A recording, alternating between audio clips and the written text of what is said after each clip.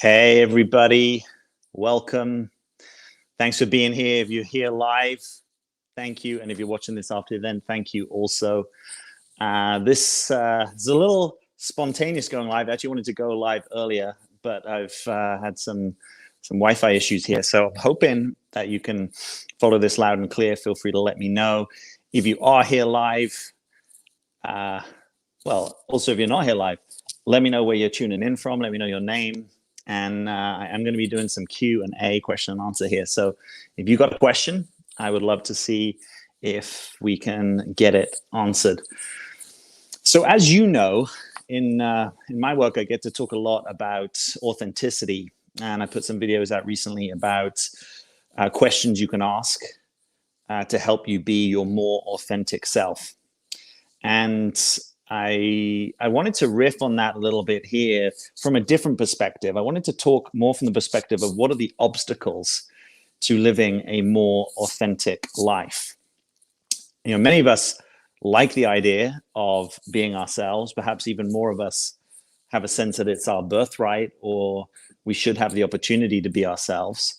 But perhaps we don't talk about what are some of the costs and what are some of the barriers to actually showing up more and more as you really are. So one of the obstacles that you might encounter as you progress in your authenticity is that not everyone in your life may, initially at least, like it. Most of the time, in my experience, I'm curious what yours is, but we tend to reward each other for being consistent. You know, we want to put each other, even if we're pretty open-minded people, we sort of, we have a box of expectations of how this person shows up. Are they punctual? What do they like? Do they laugh at certain jokes? Can we hang out on particular themes or topics? And if you've had the experience that you're going to change something in your life, you may notice that not everyone, immediately at least, can come on that journey with you, right? So my encouragement is to not lose heart about that. It's just to maybe acknowledge that that's likely to be the case. And then get curious about, well, who are the friends that are supporting the new you to come online, right? And it might be that who's being a friend to you in this process isn't someone that you even historically considered a friend. It might just be, a coach or a therapist or someone that's supporting you in your development. It might be someone that you've recently met who actually doesn't really have much preconceived idea about who you are or who you need to be in this life. And that person is willing to look at you with fresh eyes and is willing to therefore be a good partner to you in the process of coming to you with freshness and with an openness to your authenticity. One of the other challenges when you go to be more authentic is you might have realized that there are communities of practice, places of learning, institutions, employment that aren't actually based upon a more authentic expression. And you get to notice whether they can come with you or whether parts of those things can come with you, right? So sometimes in the process of being more authentic, one of the big barriers that people face is, well, I can't really be authentic at work. And I actually spend most of my hours in the working week, at least, at work. Maybe I'm doing that from home in these times, but we don't really have a culture where people can name their experience, where people can offer feedback, where people can be available for impact. We don't have a culture of saying what's true to people who are more senior in the organization. It's kind of like might is right in some ways. So people that have more authority or positions of power tend to kind of have their way. They're not really interested in how I feel about that. So, broadly, you get a couple of options. Perhaps one option is over time, people sometimes shift their employment, right? They shift the ways they're expressing in the world, or maybe they take a full-time role and they go part-time and they add some kind of side hustle or additional income stream that is more authentic to their expression. Sometimes, secondly, people take it on and they say, you know what? I want to find out if I can be more authentic within this particular organizational culture. And I'm actually willing, it's important enough for me now to be in my authentic expression. I'm willing to risk my reputation or my employment. maybe I can't fit in here, but I'm actually going to find out. I'm not going to keep it as sort of like a hypothetical. I'm going to step into it and notice what happens. And sometimes people are surprised that actually when they own their authenticity more, not everyone around them may get it, but actually there's less friction, because in a sense you're honoring yourself and you don't necessarily need other people to get it. Now, in the early stages, in my experience, and obviously I've coached in this territory a lot, when the edges of your authenticity are embryonic, then sometimes it's hard to wade into situations with that, right? It's almost like a fragile flame, right? You know this. I know this from trying to help my dad light an outdoor pizza oven that we got my parents. Took a while to light, and when that flame is very small, you've got to put super small kindling and blow it really gently. And sometimes your own authenticity is like that. It's so precious, these little glimpses of a new ways of being, that you actually do want to be protective of those. And if you're in a workplace that isn't supportive of that, maybe that's not the place that you bring those. Maybe you bring those in your supportive friends. Sometimes we call them authentic friendships or essence friendships, places where you get to be more of your authentic essence. Perhaps initially, at least, you don't even have it at work, nor in your friendship, nor in your family.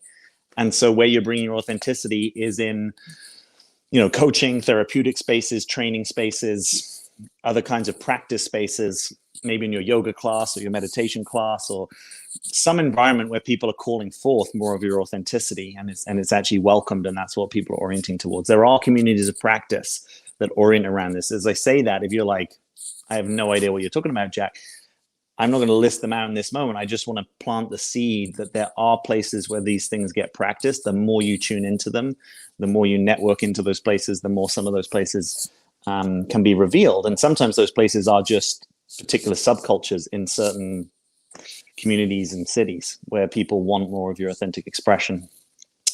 By the way, if you are just joining us, say hello. I'm going to just jump into the comments. Susan B, welcome. Nice to see you. Kim, hi, Jack, viewing from Pennsylvania. Welcome. Is that Ave? Hi.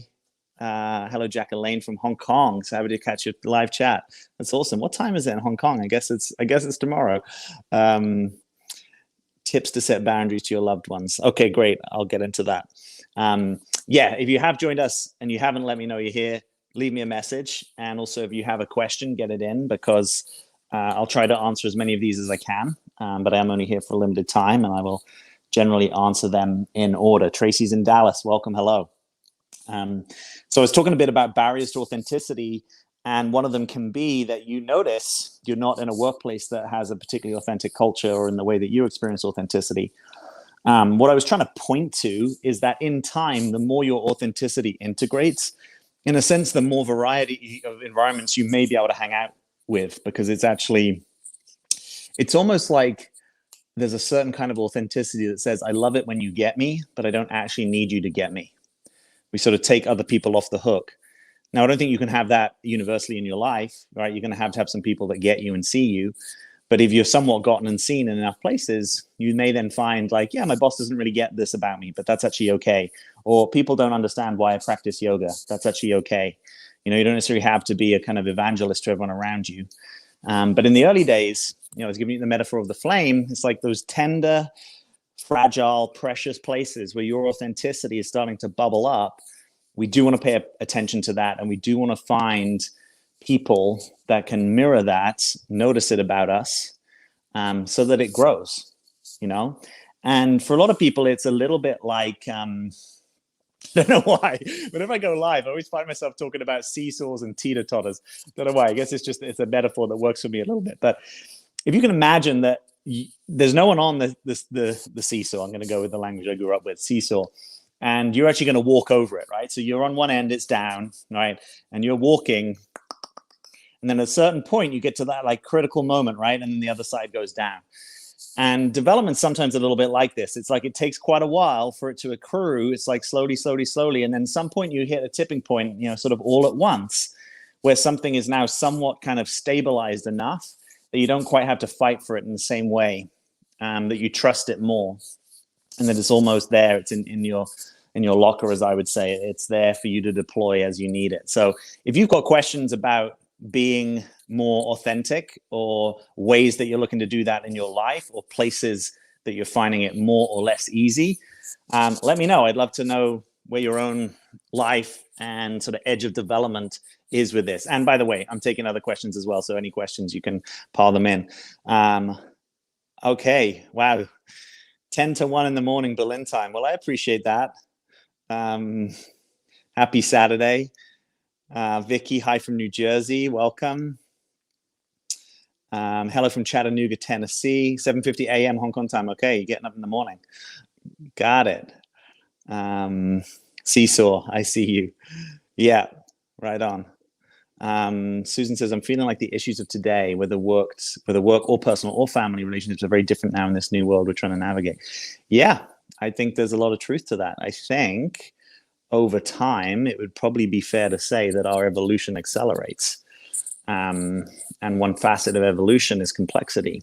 So I think most of us are probably living with better survival chances, but more complexity than our grandparents or great grandparents for sure, and perhaps even our parents, and perhaps even in the last decade, with the ubiquitous emergence of smartphones and Wi-Fi technology and other forms of smart technology. It's it's a lot. Sometimes I just think about it. Being a modern human is a lot, and there's a lot that we also get to benefit from that has made the world, in spite of sort of media headlines, the world is generally less violent, and most people are generally more safe than they would have been at most other periods of history. But it doesn't always occur to us that way. Part of our developing sensitivity is that we are more sensitive to things that previous generations would just not have had the time, energy, money, or sensitivity luxury to be in contact with. And because of that sensitivity, we notice more, even our impact on the environment, right? 200 years ago, people weren't talking about that. Yes, our impact is greater than theirs, obviously, because of the proliferation of technology and consumption and population growth and so on. But we also sometimes do well, I think, just to remember that we are sensitizing.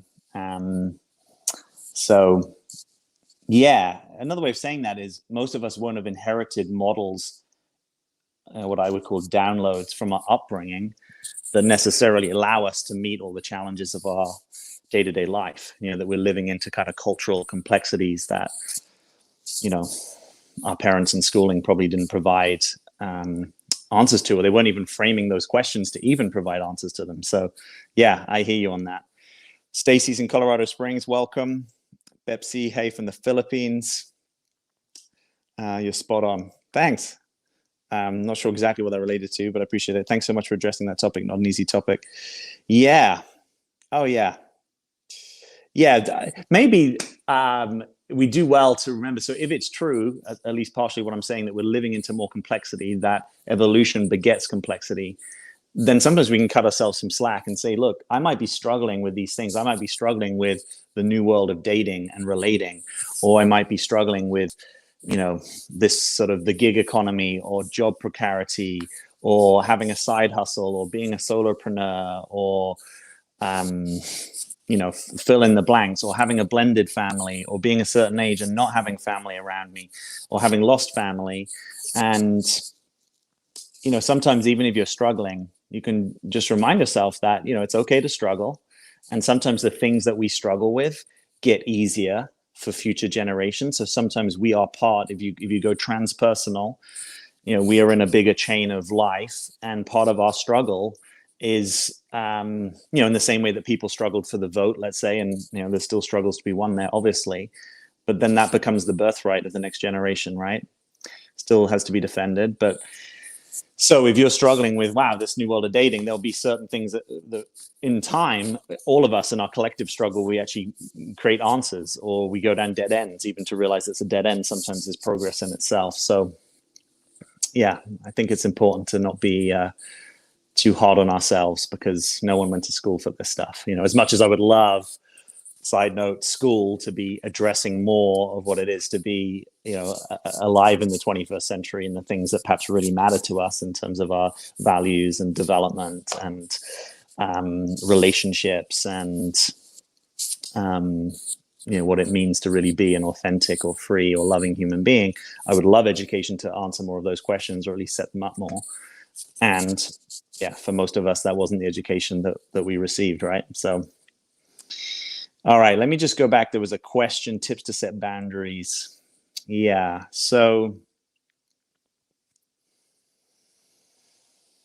yes, I mean, setting boundaries is a super popular topic, right? I think for good reason, because it's needed. It's sometimes hard. So one way to think about boundaries is, how did it get set up in your childhood? Were you encouraged to have strong boundaries?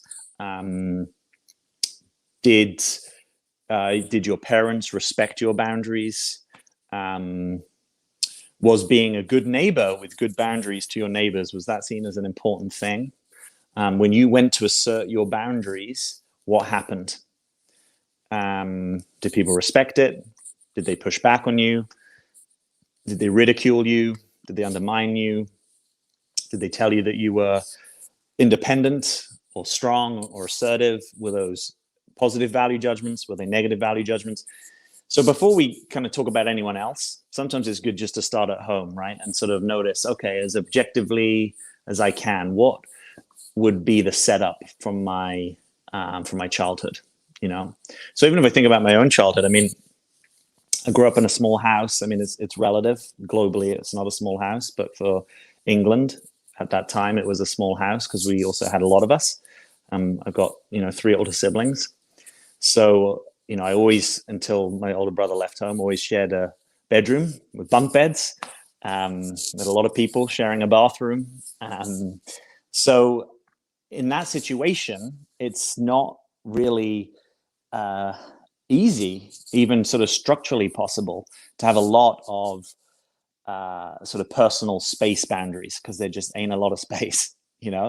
Now you learn lots of other things, right? You learn how to share, you learn how to pull for the team, you learn how to notice that sometimes your agenda and someone else's agenda can't both happen. So sometimes it goes your way, sometimes it goes someone else's way, so you learn about fairness in a certain way. But if you sort of contrast that, let's say, with some of the people I went to school with who had large personal bedrooms with their own TVs, they got a completely different set of experiences around, personal space and boundaries. I'm not making one right or wrong, just, again, with as much objectivity, we're trying to be scientists to some extent.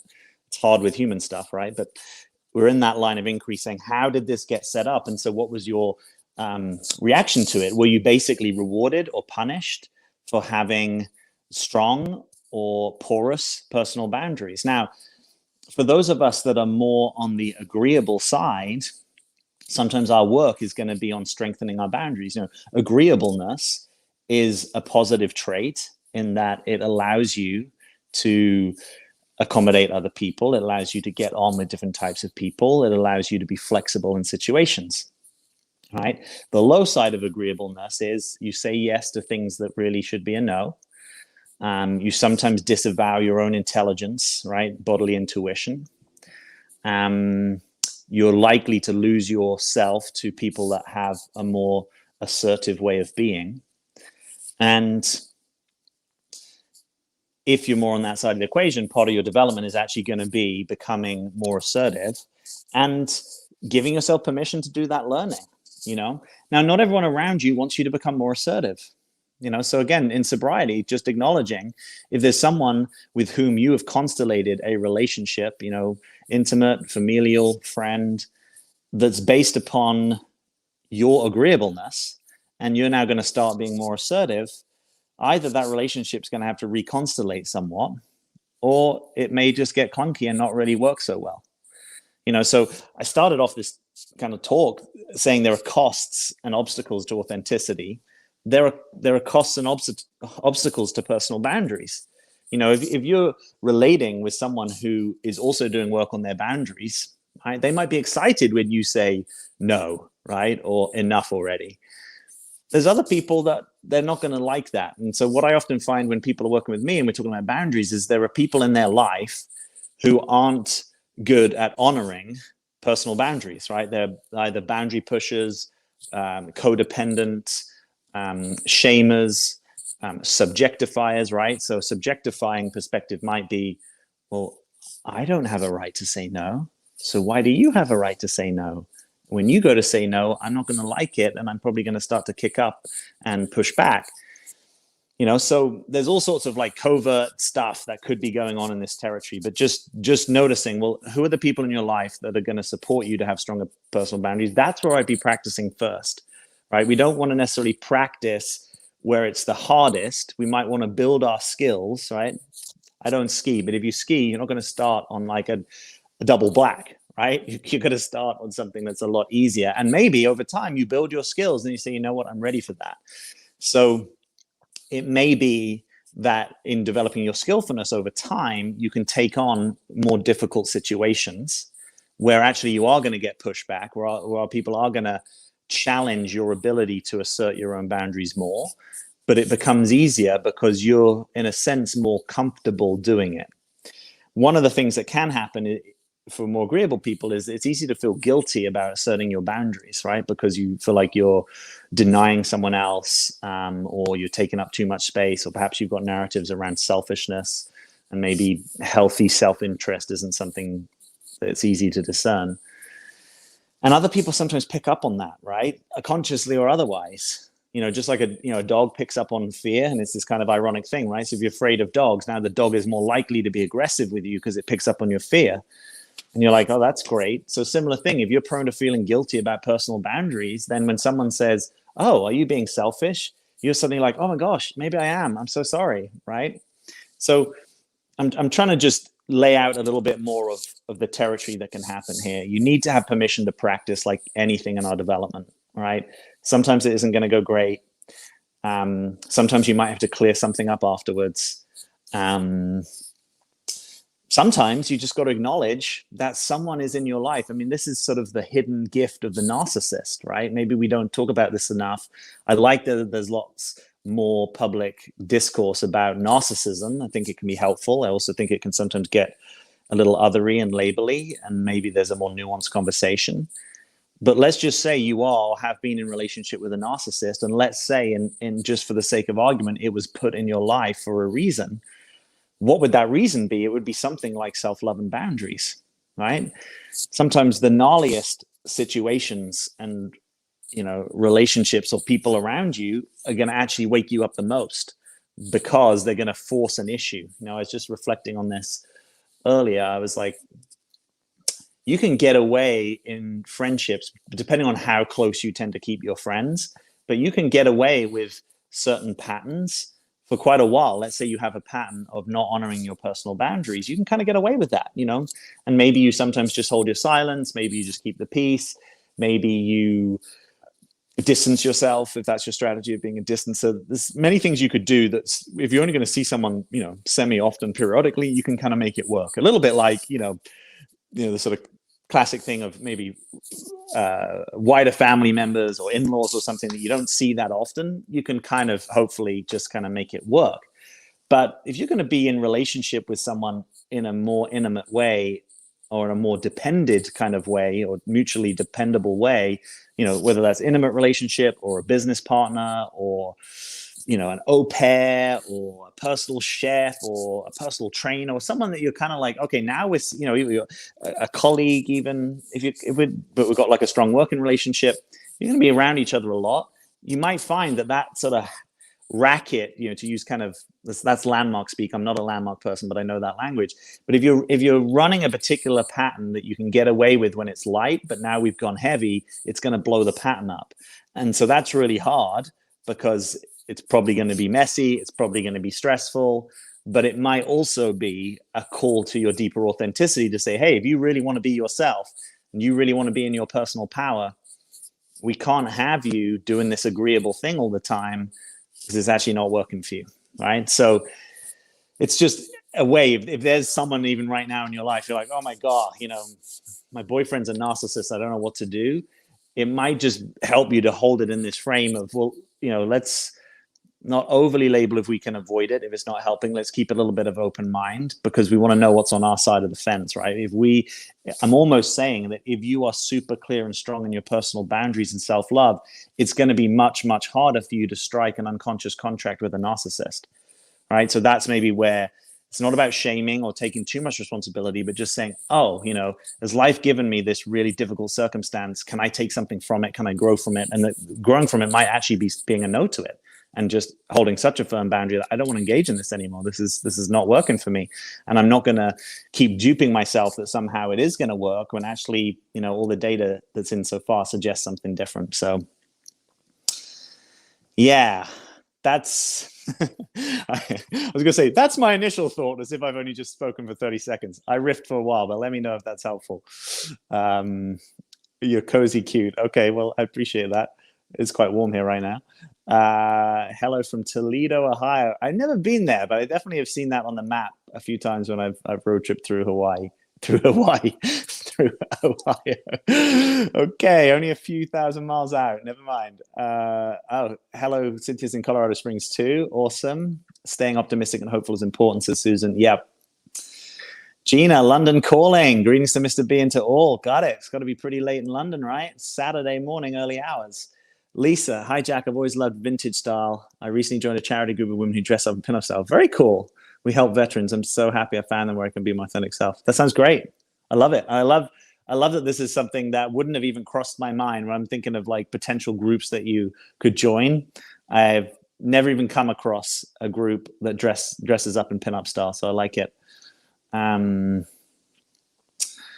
When I was young, Santa abused me. Definitely been with a narc. Well, I'm sorry to hear about that. I'm curious if on the narc piece, if anything I was saying there was helpful or not. I'm happy for pushback or your experience on that. Hi, what should I do if my long distance boyfriend cared about me though doesn't respect how I feel about things? Yeah, I mean, this one, just to kind of like maybe put this in a context that also is relevant to all of us. I mean, in some ways, this is one piece I think that's at the heart of the culture wars, is what is our view of feelings? Where in the kind of hierarchy of values do we place feelings, right? So there is a view, and if I was just sort of giving one expression of it, you may have come across the conservative commentator Ben Shapiro, right? So here's this sort of famous thing that he says, where he says, the facts do not care about your feelings. And that's a partial truth, right? I get what he's pointing to there to say, 2 + 2 = 4, whether I like that or not, whether I care about it or not, that's sort of still going to be true. But your feelings can also have a sort of data component to them, right? Like it can just be true that you are sad, happy, angry, disappointed right now. And I think if we are inviting the permission of our authentic self, the more we actually care about what each of our authentic experience is, and the more space ideally we can have for it, particularly when our experiences are different. Now, it's unlikely that we're going to care exactly the same amount about let's just say in this instance, facts and feelings, right? So this is a classic tension point, particularly in, but not only, kind of male-female dynamics, where typically, and this is not always the case, but typically or probabilistically, the guy might be more on the like, well, just tell me what happened. What are the facts, right? And you're having the experience, well, I've actually got a lot of feelings that are happening about this, and I'm not feeling heard and validated. And actually, the more that I'm telling you that, the more you're doubling down on your facts and logic, and we're kind of at an impasse and we're missing each other, and I feel hurt and misunderstood. And, by the way, I've been this guy, right? As someone who does care about feelings and maybe, I don't know, might be a little bit more in touch with them than perhaps, quote, average guy. I don't know. But I work in this territory a lot. But there's also things that happen sort of like when the chips are down, right? When we get into high stakes conversations or when we get into conflict, sometimes we default to our kind of default strategy. And I'll just name it from my side of this experience. What happens is I I feel afraid that I cannot find a point of reference with you where we find something true, right? So in this extreme form, how this shows up for me, I'm not saying it shows up for everyone this way, and I'm not saying that this is skillful behavior. I'm just trying to be sort of revealed of my experience in case it's helpful to you. You know, that my fear is that if you're so in your feelings, that I might hold this up and say, this is, let's just verify what this is, right? This is a cat. This is a hat. That I'm like, is this a cat? And that we might not be able to get shared reality on that. And so the little boy in me is pretty scared about that, because I'm like, wow, okay, now we're like really missing each other, losing each other. Now, I'm not saying this is the experience that you're having when you're finding that your boyfriend doesn't respect how you feel about things. What's the answer to that? Well, the answer might be on his side to practice accepting, noticing, validating, and appreciating how you feel about things, right? And for most of us guys, that's not only a lot of work, but it's probably also ongoing work. But it's good work and it's important work.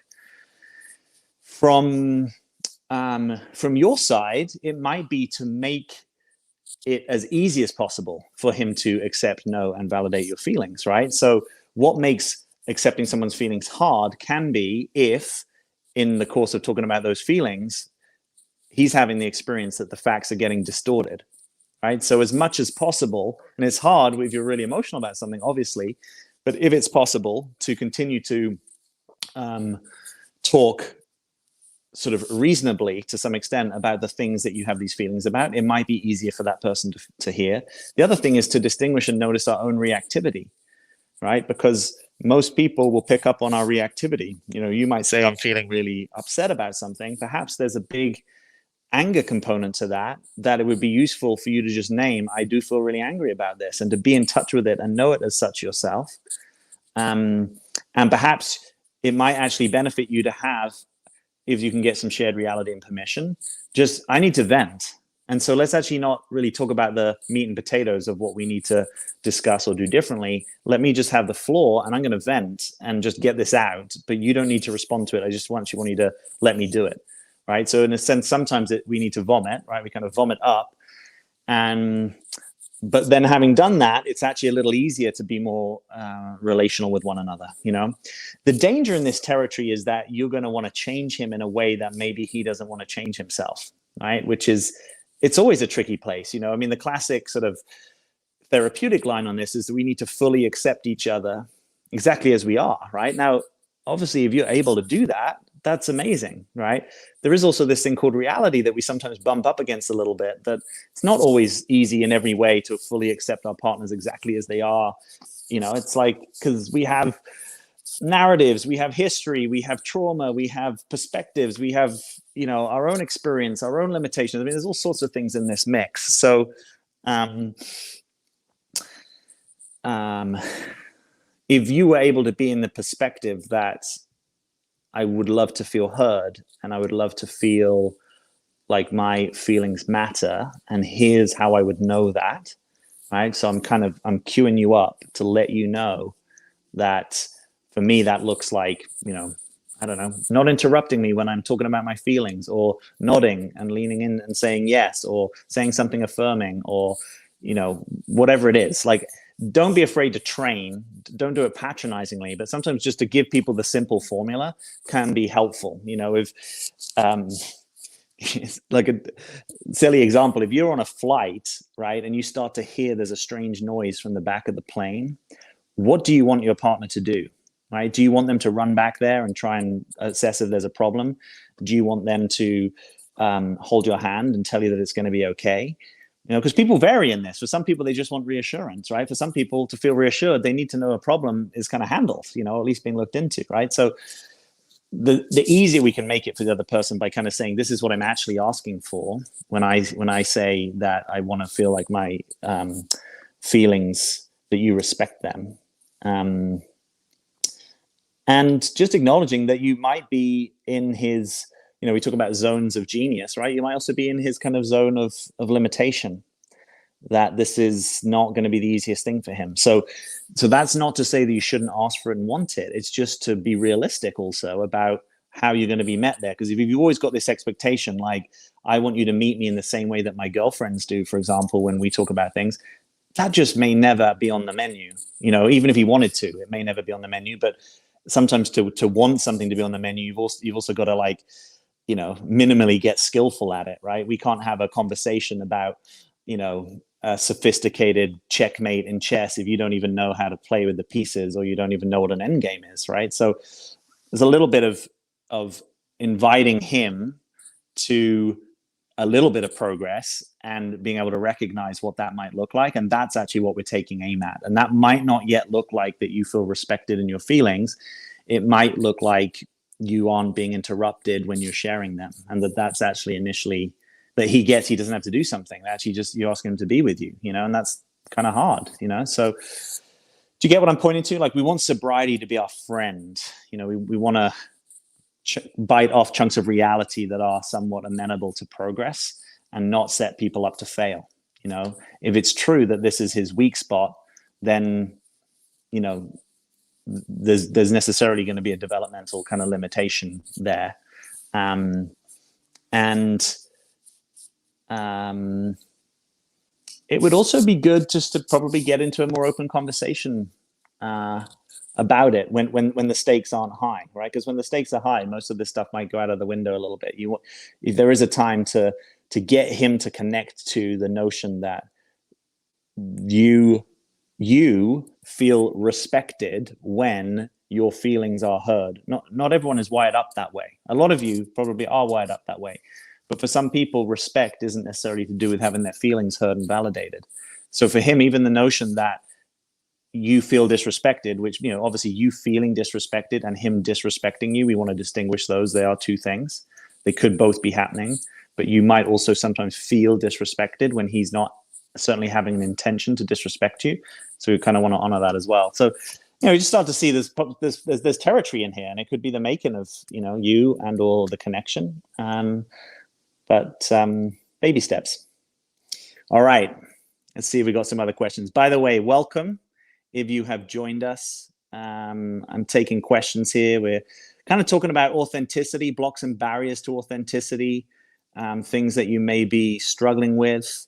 I also just wanted to let you know, let me pop this up on the screen here for the moment, that I've opened pre-enrollment for coaching in the new year. So if you have ever wanted to have my support one-on-one, or that's something you're interested in, you can make an application. It's no commitment. It doesn't take that long, but it gets you kind of on the list for the people that I will be going to and exploring whether coaching might be a good fit for you.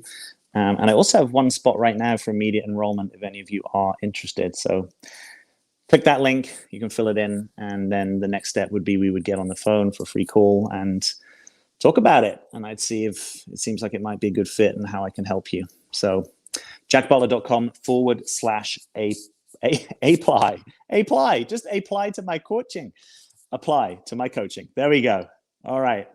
Let's take that off for a moment and get back over to here with some questions. Talk to you about anything, or was this on a certain subject? Yeah, I mean, I'll do my best to answer a question, whatever the topic. Any advice for how to accept your depression, anger, not let it ruin your relationships? Yeah, I get so shut down and distant that my partners get tired of me after a bit. How to manage? Well, I feel for you, because that sounds like it sounds like a difficult situation. I personally haven't suffered with clinical depression. I do know that I've had like various qualities of mental health, and when my mental health has been less good, it's challenging, because it's sort of like that double whammy of, wow, now this is less good, and so the things that even might help me, it's like they seem further from reach. So I hear you. I mean, sometimes it can be good, humor is sometimes helpful as well, but just to like own what is difficult about being in relationship with oneself, and maybe I've been slow to do this in the past myself, just to acknowledge, yeah, there's really good things about relating with me, but there's also some quirks, and there's also some places that I'm just more difficult than other people. And kind of owning that can actually be helpful, right? The hardest place, I think, in relating is when you think there's something hard about me and I don't even see it, or I vehemently disagree, right? That's hard because now we don't even have any shared reality about the thing that's potentially hard. So I think just sometimes owning, like, I get that when I might be angry or depressed, I have a tendency to shut down and distance myself. And I imagine the impact on you is this, or I know the impact on you is this, or I'm curious, what is the impact on you? I want to know about it. So just kind of offering your availability for impact would be the sort of fancy phrase for that. I think that can be a really great place, a really great place to start.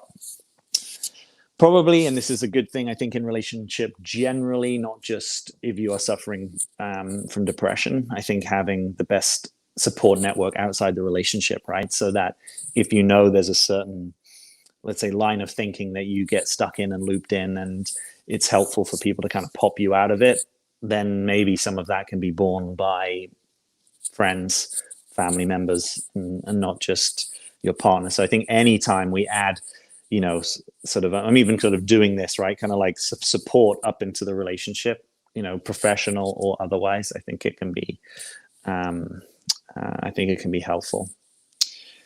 I imagine, cleaning up could be helpful, right? So if I, do things or say certain things when I'm angry with you, um, if I'm able to clean that up and just own it, or acknowledge the impact, that's probably going to go a long way, right? Because again, then we can kind of have shared reality, right? If I hypothetically got drunk last night, but I'm not even willing to acknowledge that I got drunk, it's going to be much harder for us. But if I can acknowledge, yeah, I was metaphorically or literally drunk last night, and I know I did this or I did that.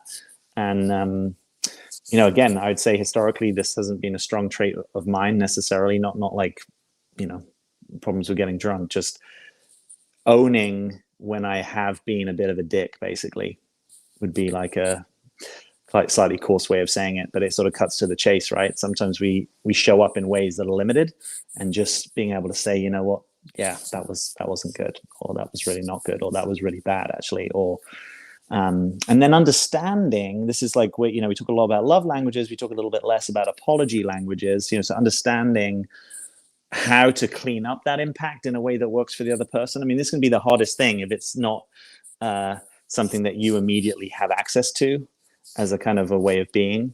But it's a good territory to learn in, right? So what I'm saying is the way that your partner may need to hear you in your cleanup might just be something that doesn't work for you, but it does work for them, and you might need to set about learning it, So 1 second, I just noticed I've managed to spill some water here. So yeah, I other sort of strategies with this. Obviously there's a distinction between being angry and acting out of anger. We have a right to be angry. We have less right to act out from anger, or we're going to impact a relationship more. So again, naming that you're angry, or noticing, okay, I'm angry, I'm going to take myself off, or noticing, actually, I'm angry and I do need to speak to you, but maybe you can just give me the floor, so we're not actually going to like go back and forth, start an argument about this, so it doesn't escalate. Noticing what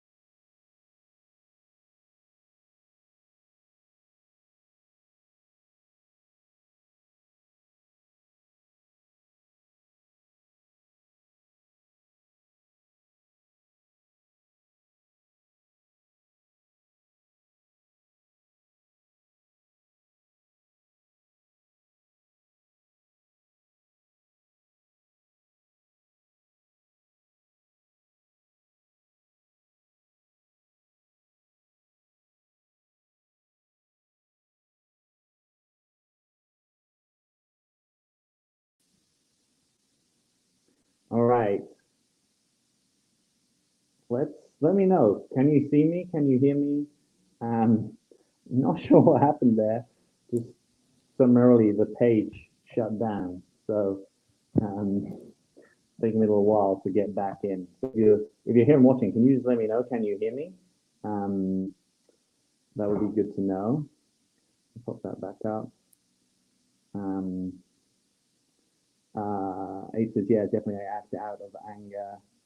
Amber, thank you, Jack. Promise it up. Greetings from Surrey, Jack. Is there a best way to... Wait a second, let me just get back up here.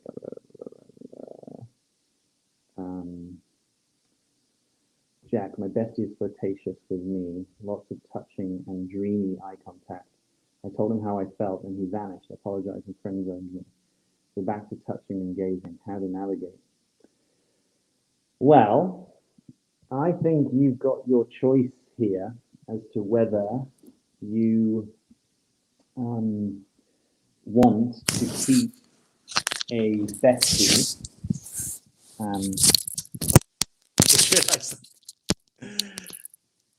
Probably helps if I have the microphone a little bit closer to me. So let me just see if can you make a comment? I want to see if comments are still coming in. So I think you've basically got a choice about whether you want to keep a bestie who you, I guess I'm inferring this, so tell me if I'm wrong, but it seems like you probably have feelings for, and that because you told him how you felt. Imagine you said, I want more than a friendship. Then he vanished and put you in the friend zone, or vanished, apologized, and put you in the friend zone. So you probably can't have it both ways, right? It's going to be painful for you to keep a bestie that you actually want to have more with. And it doesn't seem like that's on the menu. Like I would imagine, like if I'm just thinking, if I were a guy and I'm in a situation, I'm hanging out with someone as a sort of like a really good friend, and then at some point she shares how she feels. If I want that more, I'm probably going to jump on it, right? And in fact, what he did was kind of step back and then has been clear about the friend zone. So this may be a chance for you to exercise some boundaries. You might have to risk losing something in the friendship in order that you can create the space to invite that into your life, if that's what you want, right? Or you may have to acknowledge, if you keep this guy as close as you have, you are probably going to be compromising your ability to have that with someone else. We talk about clearing the field, which kind of means not keeping ambiguous connection in your life, right? And ambiguous can just mean they want friends, but I want more. And typically to turn that down, you're going to need some period of space, distance, maybe getting into an intimate relationship with someone else, So there may be no great options here, right? There may just be the path that's less painful in the longer term, even if it's a bit more painful in the short term. Often in your situation, people will hang in and they'll continue to do the same thing, sort of be the best friend. Maybe at some unconscious level, hope that sort of something changes, he comes around, or they just don't want to lose the level of connection that they have. And so they're not willing to lose that without the guarantee that maybe you're going to get that and more with someone that actually wants to be your partner, So that can be difficult, but sometimes people do get to that realization that it's difficult. It's difficult trying to be friends with someone they have feelings for, And, for a lot of people, they want their best friend to be someone that they are in a relationship with, so they actually want to keep that slot open. So I'm not sure that I'm suggesting a path of sort of skillful navigation so much as bottom line, get to the heart of the matter, what is really true here. And sometimes we do have to lose, we do have to risk loss. We do have to go through that kind of in service of something better, because it's almost like I was going to say when you rip a plaster off, I probably should be saying when you pull a Band-Aid off, sometimes it's really harsh, right? But it's immediately painful, but quick when you do it quickly. What can be difficult is the slow, slow, slow, slow. Sometimes in your situation, someone is just hurting themselves kind of day in, day out by staying in the thing because actually they have to put their heart away, right? And most of us don't really want to do that. We don't want to have to hide how we really feel about someone. Because it sort of says, is there an authentic friendship that's actually possible when you want me as a friend and I want you as more? I don't have a hard and fast about that, but if I'm a betting person, I wouldn't be kind of betting that it's going to be easy for that to stabilize as an authentic friendship. It might be that in the future we can come back to it somewhat, right? Maybe you're partnered and I'm partnered, and now actually something else is possible. But yeah, you may have to just get really objective as best you can with yourself about the situation. Let me just run all the way back down here. All good. Yeah. Angie says, I'm so anxious about losing someone that I'm not true to myself and become a people pleaser. How can I let go of that?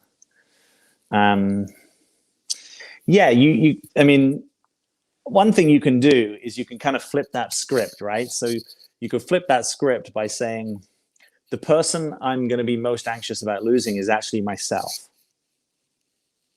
right? So I don't want to lose myself. That's actually my primary aim. That's actually worse than losing someone else. And, if you orient to what's sort of true and authentic, because if I can't really be myself with this person, I never have them fully anyway, right? There's always like a way that I oriented them that is more clinging than would be true for me, or I'm shape shifting on my side of the equation to kind of keep this in place, right? So that's where I would get you kind of, if we were working together, I'd be getting you to focus on that and really practicing that and how to practice staying connected to yourself.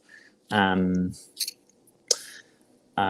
it's almost like, because you've run this strategy, right? That this behavior isn't going to give you what you really want. So we have to risk trying something different. And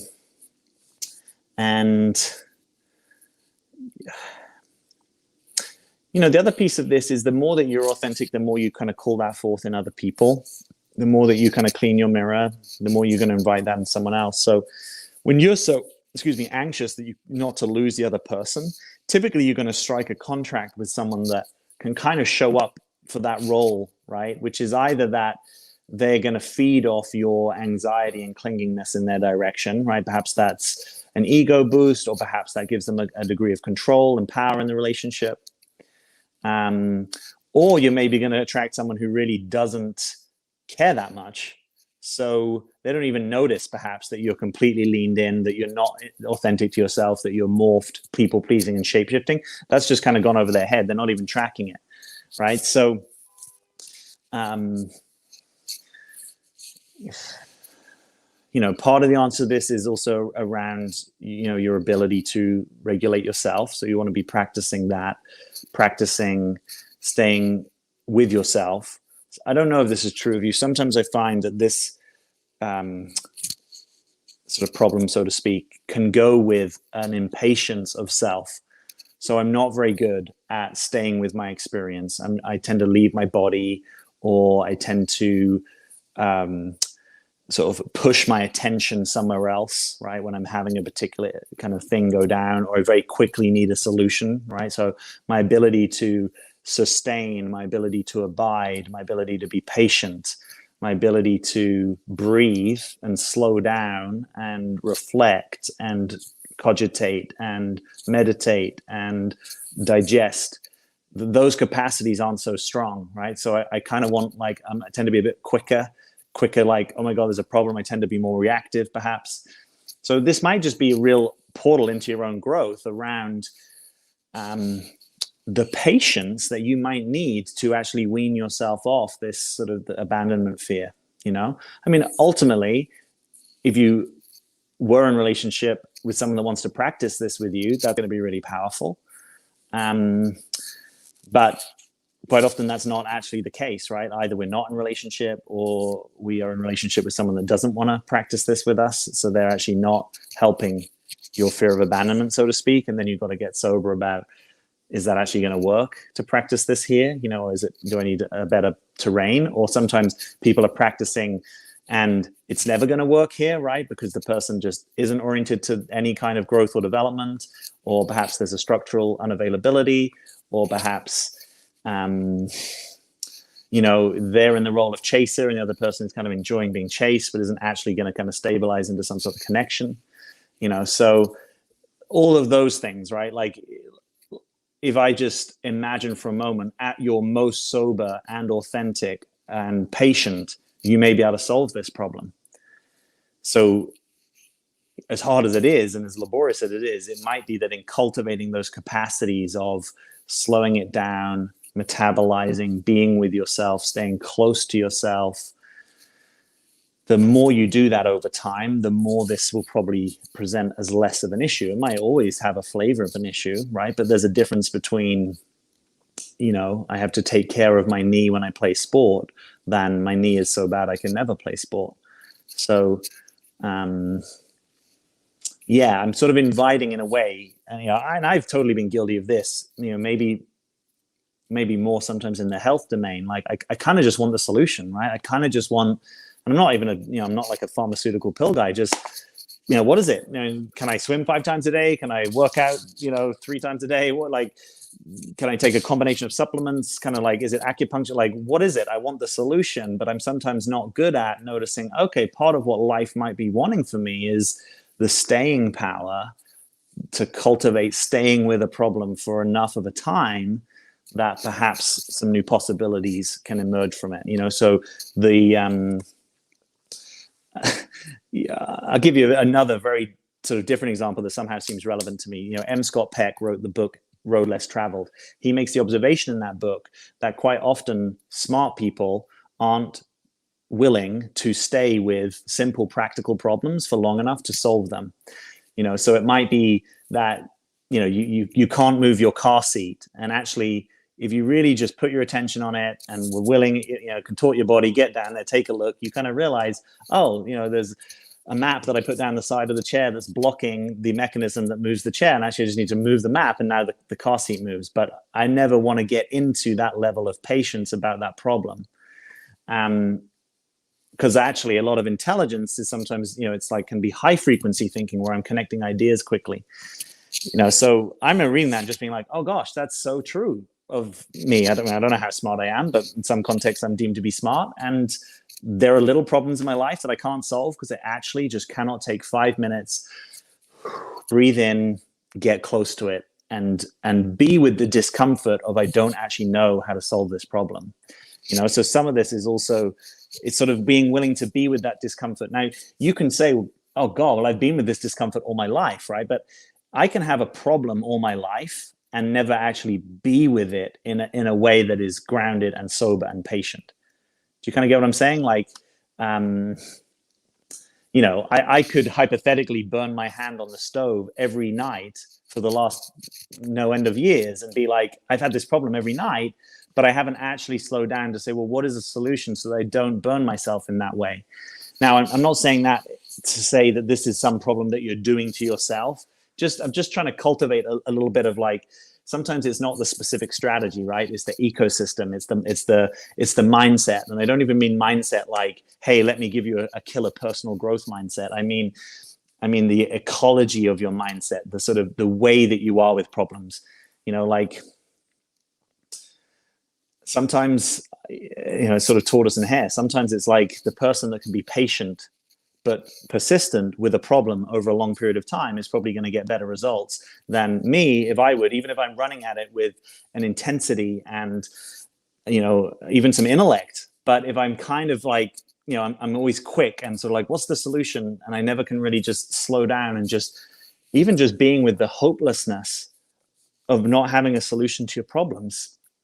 It's really gnarly. You know, I've definitely had problems and still have problems like that where I'm like, yeah, I don't know how to solve this. It feels super vulnerable. It feels endless. It feels fatiguing, frustrating. I feel kind of alone in that. I don't know if people really get how hard that is for me. I see them doing this thing. I've had times with my health where I'm like, oh my God, if only the problem were the discipline to go to the gym 3 times a week, that would be a beautiful problem, right?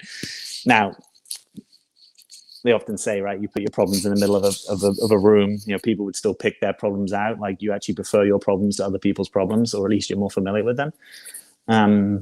So, for you, I would be practicing, let's say you were dating, actually just not trying to create a relationship, and actually for a while just seeing, well, what is it like for me to really exercise the muscle of kind of being in my autonomy and liking it, not finding my singleness and autonomy a problem.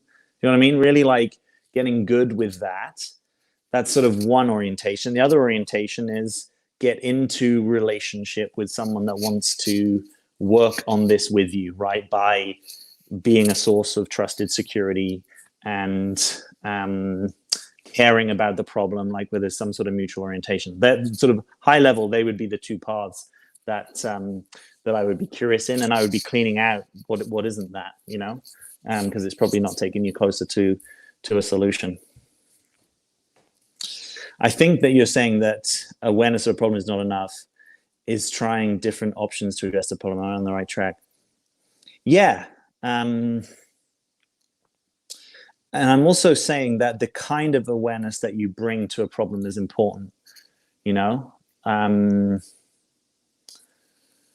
For instance, I can typically solve 1 or 2 sides of a Rubik's Cube. I've never solved the Rubik's Cube. For me to go from 2 sides to 6 sides, it's going to need another level of awareness. Maybe I could find someone, right, who solved it and teach me. But let's say I didn't have that option, which for a lot of us with our nuanced problems, we're not necessarily going to find someone who's had the exact same problem and can just give us the method, right? And that's also very seductive in the personal growth world, right? Here's the ABC. If there is ABC, great, don't need to reinvent the wheel. But quite often, particularly the more personalized and sort of individuated and authentic we become, maybe there isn't an ABC. But, if I really wanted to solve that Rubik's Cube, I'm going to have to set aside an amount of time just to be with it and to try and work with it and imagine, what even might start to be on the track of a solution. And I may or may not solve it. But there's a kind of set of qualities that if I had patience and persistence and tenacity, that would probably maximize my chances of solving it. And so I'm also talking about that of, if I just kept doing the thing that I'd always done and say, look, I can't solve it, and I do it again, look, I can't solve it, and I'm sort of stuck in that loop, which often I am. By the way, I'm not saying that moralizingly. Like, I can be that person in some other problems where I'm like, God, I keep sort of doing the same thing, but it isn't really working. It's hard with stuff that's relational because you're like, well, yeah, I don't have this perfect practice partner, loving partner who wants to build secure attachment with me and cares when I get anxious and knows how to soothe my system and say the right thing and touch me in the right way and take extra time with me when I need more reassurance in other people. It's like, yeah, I get it. We don't sometimes have the perfect practice partner. Sometimes we don't have anyone that wants to practice with us. And so in those situations, what can we do? Well, we can practice what we can practice on our own, which is probably in this sort of self-regulation realm. And then we can also practice preparedness for the thing that we say that we're wanting, right? So we can clear the field of anything that's not that. We can remove ambiguities from, friendships that we're not sure. Is it something? Is it not something? We can basically get ready, right?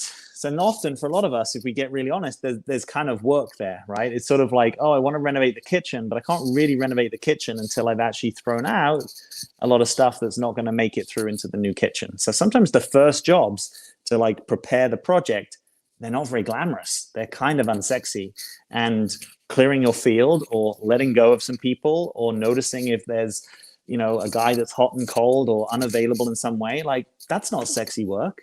That's work. That's loss, right? So now I've gotten worse before I get better, right? Sometimes it is feeling at least 1 step back for 2 steps forward, but that's kind of the honest ground, right? It's like you want to build a house, the first thing you got to do is dig to set a foundation, right? So it's like we're not going up, we're going down. That's the reality. A lot of real development. So yeah, it's maybe I've said enough about that, but there's a quality here that I really value around patience, that isn't certainly part of kind of instant gratification culture. It's also not often part of what I call breakthrough personal development culture, right? Which is, some of that I grew up with. It's like, make the move, solve the problem, take massive action, and sometimes that works, but some of these like more nuanced developmental challenges, they're not just amenable to that. You can't, you think about like raising a child, or creating a breakthrough technology. Like, these things are often just slow and patient work of years, and no one really wants to hear like, oh, your problem, yeah, that could take years. But maybe I can just be open and trusting enough of the universe. It will take what time it takes. My job is to show up, participate, surrender, notice, bring my awareness. But I don't actually know what the solution is, right? And sometimes that level of like humility, but from a place that's not frustrated with reality, that's actually in rapport with reality. Like, it's okay right now that I don't know the solution. Yes, I can acknowledge I've had hard feelings about this. It's hurt me, or I felt stuck, trapped, lost. Acknowledge that. That's authentic. But maybe just noticing if there's like some deeper process that I'm really being called into that I've never given myself permission for. It's a little bit like, I always wanted to write a book back in the day, but I always would somehow conceptualize, like, if I could only free up some time around Christmas or New Year to write my book. It was sort of always conceptualized by me as this sort of like quick and dirty time, right? Rather than, and there are people that do write books like that, is true, but most people that write books, it's like a process. It's going to take probably months and years. And just even shifting into that reality of like, this is probably going to be with me for months and years. So I'm no longer looking for a quick fix. I don't need a quick fix. I'm willing to actually go the distance with this. It can be quite a different mindset. That's my view. All right. Remember to give Jack the thumbs up. There we go. Thank you. I appreciate that. Yeah. Let's do it. And remember, StreamYard, to not kick Jack off the presentation. That would be helpful too. All right. I'm starting online dating for my first time. I've been working on authenticity. How do I maintain that while meeting men online? Safety versus authenticity. Yeah. Well, I think safety is important. So, safety looks like taking it slow, not filling in the gaps, right? Not sort of making assumptions about the other person. Probably being in public places, probably sharing with someone what I'm doing. I know some of the apps even have some built-in features now to try and help with this. The best way to say safe, I think, is presence. Is to get present to your own intuition, right?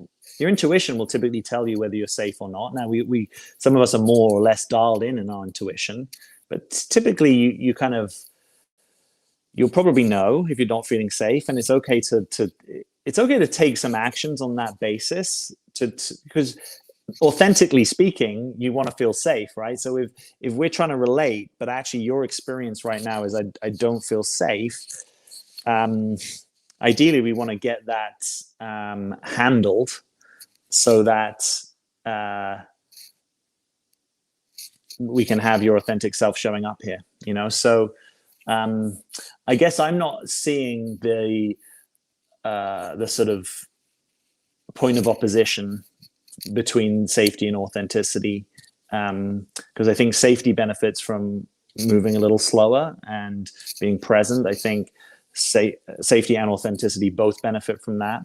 And in a sense, what you're saying is, maybe I'll only, I don't know, give you my number or meet you privately or whatever would be sort of some of the next steps that require a little bit more safety until I authentically feel safe enough to do that. And if it's going to take a little longer, it's going to take a little longer. And generally, I think if people are actually interested to get to know you, they're probably okay with that. Now, there is some distinction in here that just seems relevant to me. It's just like, so I could care, if I were dating, I could care as a guy that your safety matters, right? That would probably be, true for me. So there's your actual safety, and there's also your perception of your safety. Both of those things could be important. Now, we could distinguish that from you're orienting to me that I'm not safe, right? And let's just presuppose for the moment that that's not true, or that I haven't necessarily done something that supposes that would be true, So that might be the territory where it comes into a little bit more of your authenticity, right? I don't feel safe and you are unsafe are two different things. They could come together, but there might also be space for, my own experience. I'm having some feelings of I don't feel safe. Maybe, who knows? Maybe I picked my fork up in a way that unconsciously pattern matched, your uncle from when you were younger, and suddenly you don't feel safe because you didn't feel safe with him, So I'm just creating just a little bit of space around, if I can stay rooted in my experience, like, hey, I don't feel safe right now, or actually you don't feel safe, so you're going to just cut short the date. But you still want to continue the connection. You might be able to say something along those lines. Like, I'm enjoying connecting with you, but actually it feels complete right now. But I'd like to see you again. And maybe the again is in, I don't know, an even more public sort of situation. Obviously you have your right to discontinue the connection. You have your right to block the connection. There are tools that you have at your disposability. I actually think you're safer when you are authentic versus inauthentic, right? Because what we know is one of the ways that for lots of us that we're inauthentic is that we're going to please, right? And we may dishonor, thank you. You're going to dishonor your own personal boundaries. So the more you are rooted in your authenticity, your authentic boundaries, probably the easier this stuff is going to be anyway. Rachel, thanks for catching that. Let me know if this is any better. So I'm going to pop back up here to some questions. Hello, Jack. I've been single now for 3+ years. I'm going to sign up. Awesome. I look forward to talking with you. So relevant right now, the patience thing, getting better at it and laughing about it. Good. I think that's it. Man, I just got notified there's a live. Yeah. So by the way, I think I'm even learning about this. So, YouTube has a distinction between people who are signed up for all notifications or what they call personalized notifications. Presumably the algorithm makes some decision. So if you always want to hear of both when I'm going live, or which sometimes I do, I kind of pre-announce a live, get it set up, or just when new videos are released, you're going to want to go on the channel, and just where it's next to subscribe, just click and the bell will go fully black. That is subscribe to all notifications. I'm saying that because people do write me and say, hey, I haven't been getting notifications of your new videos, but I'm signed up for notifications. And so I think that might be the nuance, the piece that just kind of sits in the middle. What about if his mum is in the way of the relationship? That's a good question. Tell her to get out of the way. Mom, I need to sit you down and tell you something here. I mean, ideally, and this is actually this is a point of distinction that I think is worth talking about, that I don't hear talked about that much, right? So Stan Tatkin, for example, right, who's been big in the world of where he trains people in attachment, he trains therapists in attachment. So his view would be that the relationship comes first, right? So, we call it a primary relationship. And one way that we can mean that is sort of like this is the highest loyalty in some ways, right? That the needs of this relationship will go above others. Now, obviously, at many times, the needs of this relationship might come into some kind of tension, with the needs of other relationships. But he's sort of saying the default position is we take care of this first. Now, it can be good, I think, to get some kind of shared understanding about, is that the case? Because I think there are some people whose view of the world is a little bit more like Stan Tatkin's. It's sort of like, yeah, this is first and everything else is sort of like, on the next rank. And I think there are some people whose view is like, I have a number of relationships that are really important to me. Perhaps I'm really close to my best friend or my sister or my coworker. And so I'm sort of blending somehow the different needs and priorities of those relationships. Now, I probably more on the Stan Tatkin side, just maybe natively. I don't even know if that's like something I've consciously decided. I think that's just probably a little bit more of my, probably my download from my parents, I'd say. But I'm not actually making a value judgment here. I'm just saying there's broadly, and it's probably a spectrum, right? But these sort of two different ways of orienting. And it's probably going to be easier if you are aligned in that, right? Either, yeah, we're both doing the blended thing, or we're both doing the sort of obvious primary thing.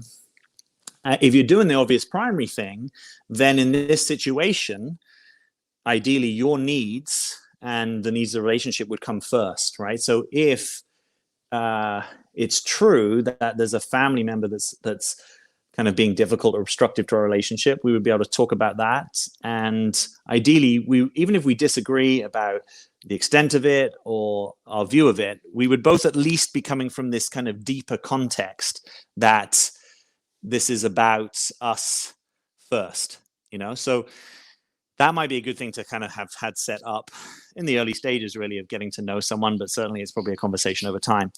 None of this is probably going to go down perfectly, right? So there's probably going to be some situations like this where it's like, okay, so there's another person and it's kind of impacting our dynamic, and I don't really know how to solve that. Now, one way to solve it could be to lead with your vulnerability, which would be something like, I have some fear that my needs are getting minimized when we hang out with your mom, or I have a fear that your mom doesn't fully support our relationship. But at our best, and again, totally haven't been good at this in my past for sure, but you would be leading with that so that it's not just an accusation against your partner of the thing that they're doing wrong. It's kind of, I'm starting with the impact over here on me. And if I can get a little bit vulnerable, probably the person's more likely to hear me anyway. So let's start there. I've mentioned him, so I'm just going to mention another thing that Stan Tatkin actually talks about, which I think is helpful, is he talks about sort of the negotiation of relationships. So he talks about how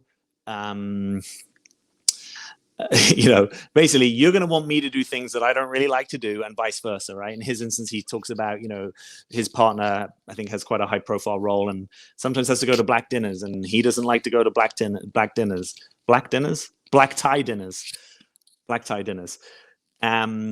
So they sort of basically negotiated out, like, well, I don't like to do this, but I'm willing to. But in return, would you be willing to come watch some action movies or rom-coms or, that genre of movie that you don't really like, but I like, without getting too transactional about it, it sort of makes the point. It allows us to see that we are going to ask, this is not true, probably not just of intimate relationships, probably true of friendships as well.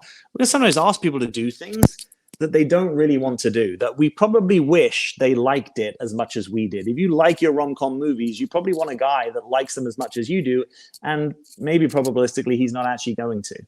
And rather than sort of wish he liked it as much as you do, you kind of acknowledge, okay, this is 9 out of 10 for me, it's kind of 3 out of 10 for you. So if you're going to do this for me, maybe I'll do something that's 3 out of 10 for me and 9 out of 10 for you, which could be, honestly, hanging out with your mother. If I were just open and honest, I probably wouldn't spend time with her. I don't maybe particularly find her easy. Obviously it's going to be easier for us if we can have a shared reality about the things that aren't easy about, someone in our family, right? So I think where this territory gets harder is if we aren't in a shared reality about that, or it's hard for me to see the impact, let's say, of one of my family members on you, or vice versa, right? But if we can kind of open that up, and it's okay, if you really orient to the truth, right? And the truth is, you find my sister difficult, at that level, at least, I should want to know that, right? If it's you find my sister difficult and now you're never willing to be in a room with her, okay, that's different. But if we can start from the you find my sister difficult, and I can actually hear that because that's your true experience, and I'm encouraging your true experience, and yeah, that might have an impact on me. The impact on me is I'm sad to hear that you don't like my sister, and now I'm fearful that you don't want to spend Thanksgiving with us. But at least we're kind of all getting the our true experience out there, And I don't think this is, as I say, there's no probably perfect practice with this, right? Lots of life involves prioritization and compromise and negotiation, and sometimes just getting on with it. But yeah, I would lead with what's the impact on you, and if you can bring in the most generous interpretation that you can, which can be difficult when you've got pent up feelings about something. If I don't know if that's true for you, but if you've sort of been like, oh God, your mom has kind of been like grating on me, and now eventually we get to talk about it, but I've sort of got to metabolize this series of difficulties. So yeah, that's kind of the initial stuff that I would be thinking about. All right, let me flick down here. Finally caught alive. Yeah, awesome. Thanks for being here. I let go of this again, didn't I? I got to train that.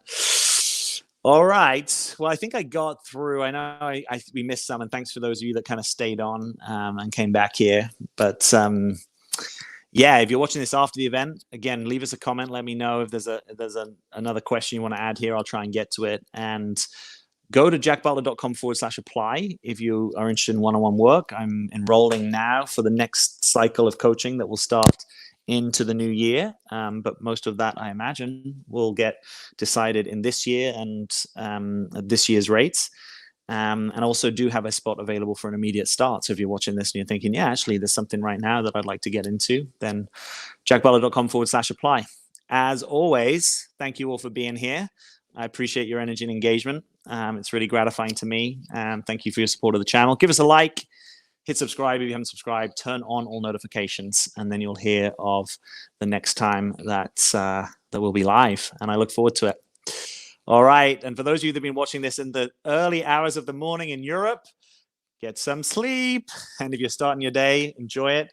And if you're, as me, coming towards the end of your day, then have a great start to your weekends. Thanks for being here. Bye.